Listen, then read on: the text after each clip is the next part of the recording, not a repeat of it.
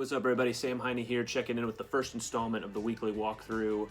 Bite-sized pros, cons, interesting sites, and opportunities that have to do with different listings that go on and off the market each week through the lens of a realtor. That's why I wore my glasses today.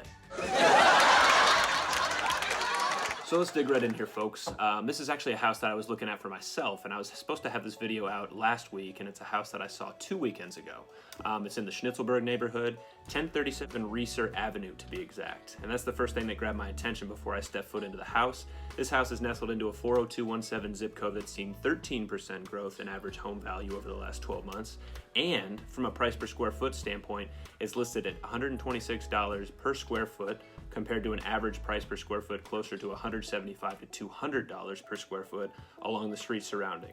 So even at that initial glance, it grabbed my attention as something that may be worth a closer look.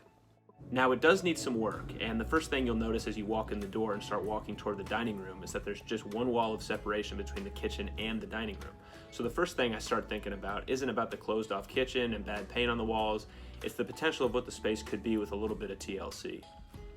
Being that the kitchen is due for a remodel anyway, imagine this area being opened up by removing a portion or all of that wall and adding an open and flowing streamline from the front living room to the kitchen to make the space really pop. It seems sleepy and dull for now, but the untapped potential on the first floor to create something classic and modern in your own image is almost as bountiful as the second floor for the buyer that's up for the task. And speaking of second floors, let's head upstairs for the second piece of opportunity that this house has to offer. The second thing worth pointing out here, and maybe the crown jewel of opportunity that I see in this house, is the second story. Not only do you have 500 square feet up here, but it's all very open with plenty of headroom compared to many second stories around this area that either don't exist or are smaller with non-conforming ceiling heights. How you did it would be up to you, but at the very least you could parcel off another bedroom, add a second full bathroom up here, or transform the entire second story into a large master suite to escape up to after a long day.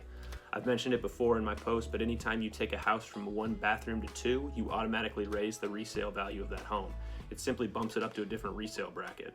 And to have an unused space upstairs already existing in the home and not needing to build out a pricey addition to expand the footprint or raise the roof, you've really got a great opportunity to build in new streams of equity to increase the value of your home and hopefully make a good chunk of your remodel costs back in the future resale of the home.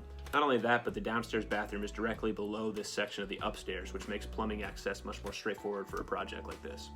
Oh, and by the way, I pulled some numbers and crunched some comps, and it looks like that if you bought this house, let's just say for the sake of keeping things nice and simple, $206,000, which is the asking price, added $50,000 or so into updating it over a certain period of time, while in the process adding another bedroom, adding a second bathroom, you'd raise its value to $275,000 to $300,000 as a byproduct. You know, and I'm being conservative here. I think it could go higher than that. I think it could go lower than that, and I think also that the remodel cost could go higher or lower as well, depending on who you know, how much of it you can do yourself, what kind of finishes you're looking for. That can always fluctuate as well, but you know, it's not a bad way to create the house you've always wanted and raise the resale value at the same time. But there you have it, folks. The purpose of this video series is to give you some of my thoughts as a realtor, walking through different houses, things to change, things not to change, things that make a house worth a little bit more, worth a little bit less, from an investment standpoint, or if you're just looking for a house for yourself or looking to sell a house. It's all kind of interesting the way you break down different houses, and this one obviously is a little bit outdated and sleepy, but if you have a little extra money for alterations, to make repairs, remodel something, I think there's a real opportunity to make a good portion of that remodel money back in this house, and I wanted to share it with you guys. If you want to know a little bit more about this house or any other houses in the area, if you have any questions when it comes to buying, selling, or investing in real estate, I'm always an ear. Feel free to reach out to me anytime. My number is 502-500-6469, and my email is sam@familyrealty.com. Always here if you need me. See you all next time.